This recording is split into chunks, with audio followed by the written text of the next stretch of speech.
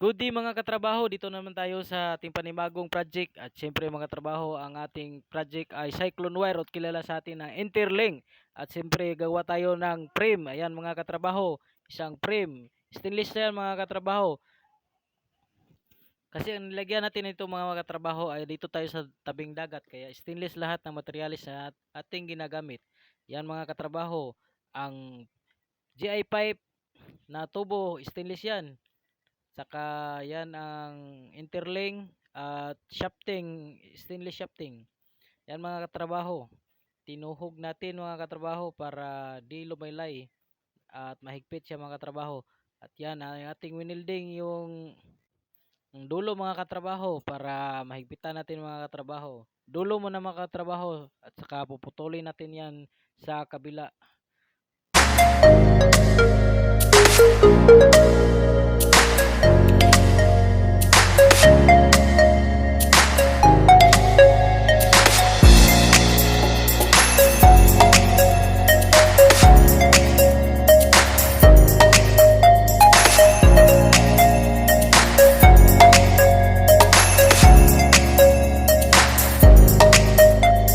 Mga katrabaho, sa paghigpit natin yan mga katrabaho, kailangan natin ng C-clamp para mahigpit na mahigpit kay mga katrabaho.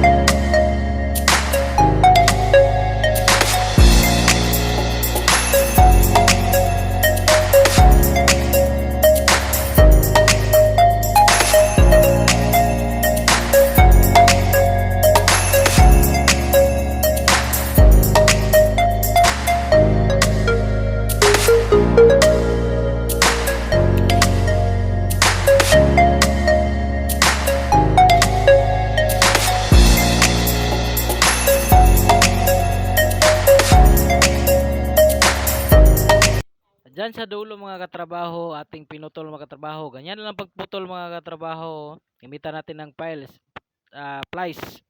Yan mga katrabaho. Kunin natin yan ang dulo. At ganyan lang. Tinuyok-tuyok. Turn around lang mga katrabaho. Ikot, ikot, ikot, ikot, ikot. Ikot, ikot lang. Ganon. At syempre mga katrabaho, sukatin natin yan para di malaylay ang dulo mga katrabaho. Yan, sukat na sukat yan mga katrabaho.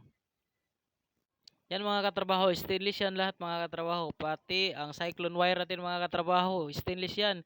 Yung cyclone wire o interlink sa atin. Stainless yan mga katrabaho. Ayan, tuhugin na naman natin yan mga katrabaho sa kabila para mainat siya mga katrabaho at di siya lumaylay. At kailangan naman natin yan mga katrabaho ng C-clamp para di lumaylay ang gitna mga katrabaho.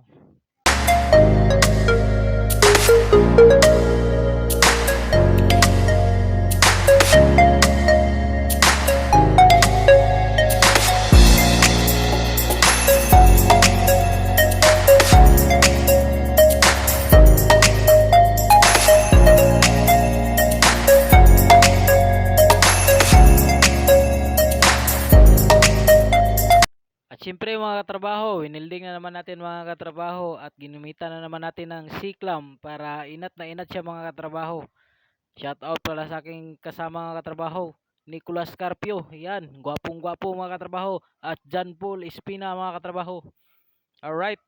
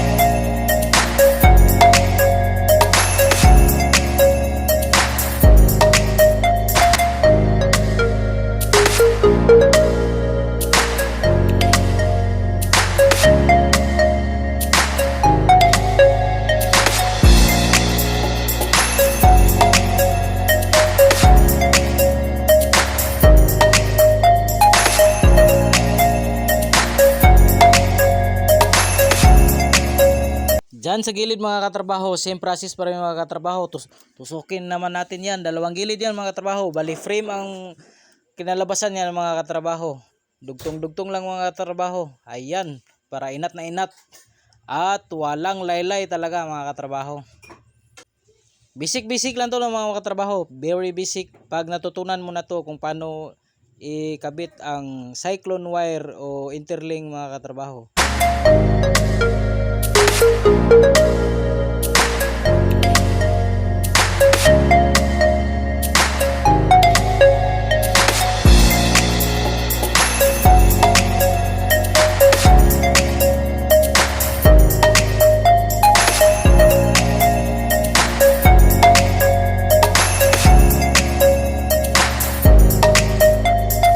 Ito ang ating mga ginawa mga katrabaho. Nilagyan natin ng maliliit na shafting, stainless shafting para di mayupi ang kanyang dulo mga katrabaho. Nasa sa inyo yan kung ganon ang process niyo.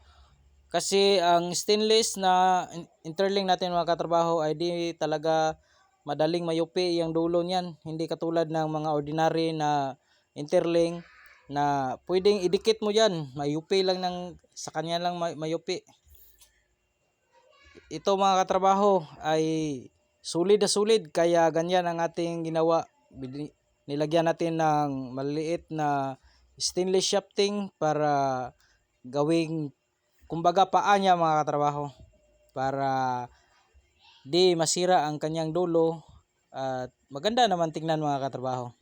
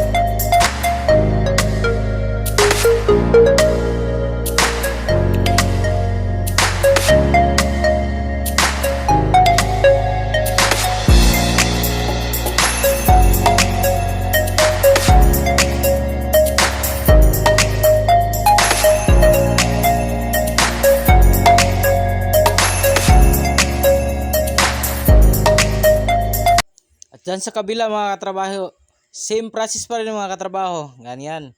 Gamitan natin ng siklam pa rin mga katrabaho.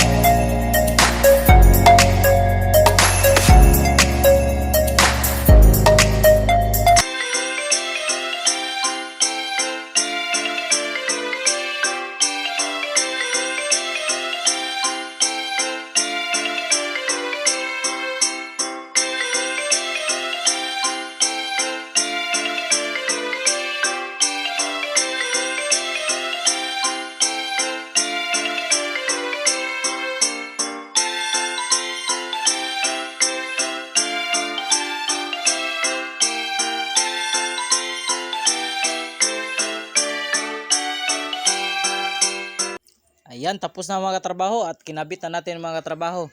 Ayan, tabi na tabi talaga ng dagat mga katrabaho. Kaya ayan ang isang stainless talaga. Stainless lahat mga katrabaho. Salamat sa panonood mga katrabaho.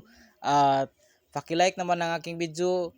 At follow nyo ako sa aking YouTube channel, Run channel, Welding Channel TV. O Katrabaho Channel TV mga katrabaho. Ayan, salamat mga katrabaho.